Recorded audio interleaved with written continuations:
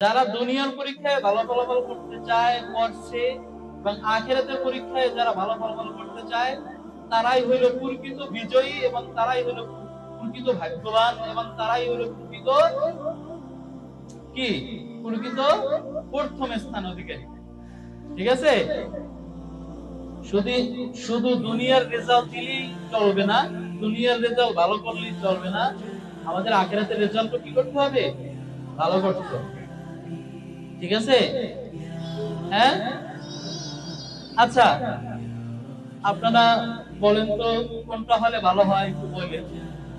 যাই হোক, আলহামদুলিল্লাহ আমরা সবাই এই চিন্তা করেছি, এবং বাবা মার জন্য আমরা দোয়া করব, এবং আমরাও অবশ্যই এরকম আরো বেশি ভালো ফলাফল করব।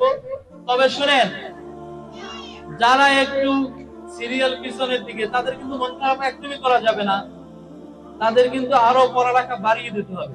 আগে 1 ঘন্টা পড়লে এখন 2 ঘন্টা পড়তে হবে ইনশাআল্লাহ। ঠিক আছে? যেহেতু একটু গরম, আমরা বেশি সময় নষ্ট করব না আপনাদের। ঠিক আছে?